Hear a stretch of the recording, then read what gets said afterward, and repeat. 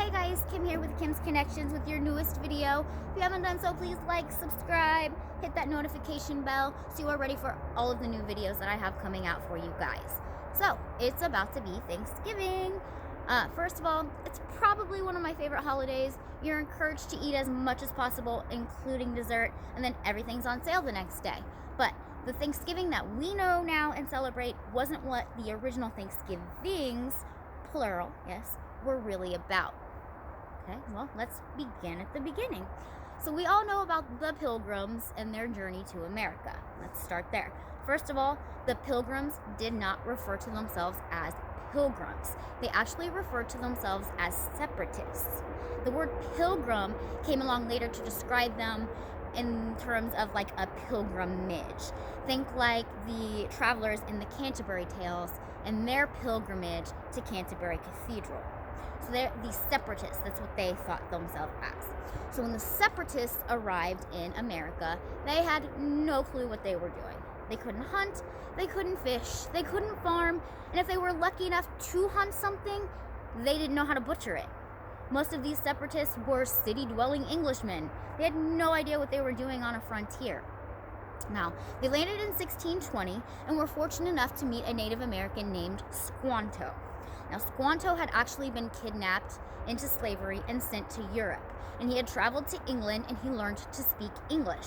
Now, when Squanto finally came back to his home in America, he found that his tribe had been decimated by smallpox.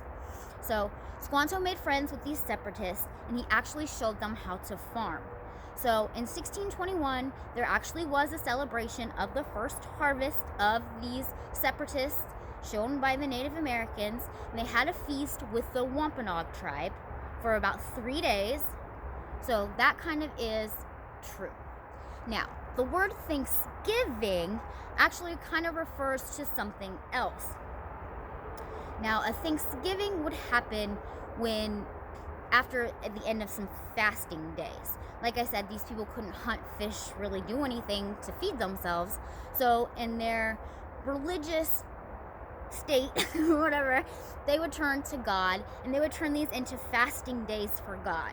And once they finally got to have a meal, they would give a Thanksgiving. So in those first few years of the colonies, there were actually a lot of Thanksgivings because there were a lot of fasting days. Didn't know what they were doing. So, there you go. But the actual recording of the word Thanksgiving kind of refers to something else. This one's not a good story, guys. It's not.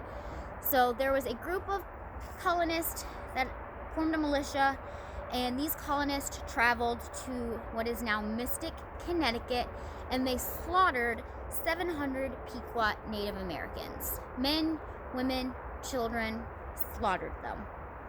Now, when these militiamen returned back to their camp, a Thanksgiving was given for their safe return. You know, the dudes with the guns and the smallpox. Okay. So, there you go. That was kind of the first recording of the word Thanksgiving. Now, the modern day Thanksgiving as we know it didn't kind of come along until the Civil War. In 1863, Abraham Lincoln signed it into law as a national holiday, and this was to give thanks for the Union victories at Vicksburg and Gettysburg. So there you go.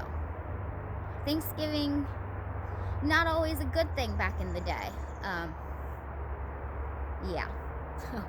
Sorry to put a little damper on your Thanksgiving holiday, but I hope you guys enjoyed this video and learning a little bit about where the history of Thanksgiving comes from. Hit me up in the comments. Please like, subscribe, share, all those things. And I hope you guys have a wonderful Thanksgiving, and I'll see you in the next video.